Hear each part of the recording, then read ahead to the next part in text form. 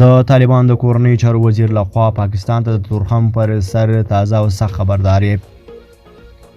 د طالبانو کورنۍ چارو وزارت وایي د پاکستان حکومت په خپل هیواد کې د امنیت ټینګښت توان نه لري. په تورخم کې د طالبانو او پاکستان ترمنځ لا نښتې وروسته د طالبانو کورنۍ چارو وزارت ویان وویل پاکستان نه دی توانېدلی چې خپل امنیت وساتي.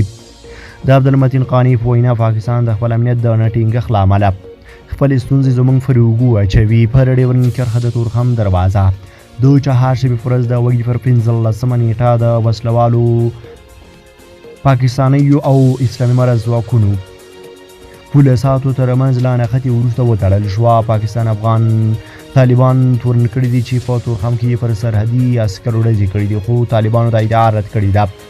دواړه لوري له څو میاشتو راهیسې د پاکستان د سرحدي او داخلي مسلو پر سر یو بل ته ناندرې وایي.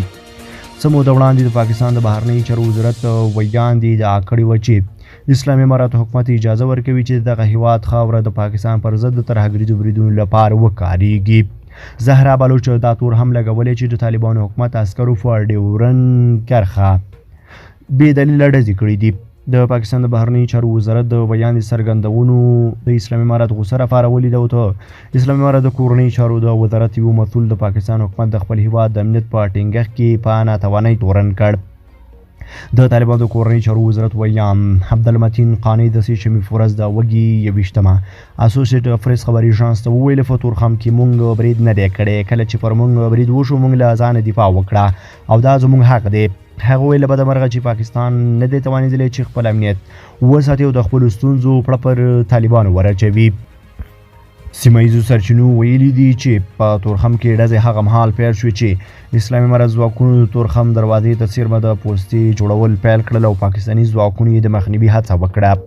د اسلامي امارت حکومت د ویان مرستیال هم د پاکستان د بهرنیو چارو د وزارت څرګندونې وغندلې. ویل چې د پاکستان داخلي ستونزې په خپله دوی پورې اړه لري او باید په پاکستان کې دننه د دې لامل ولټوي.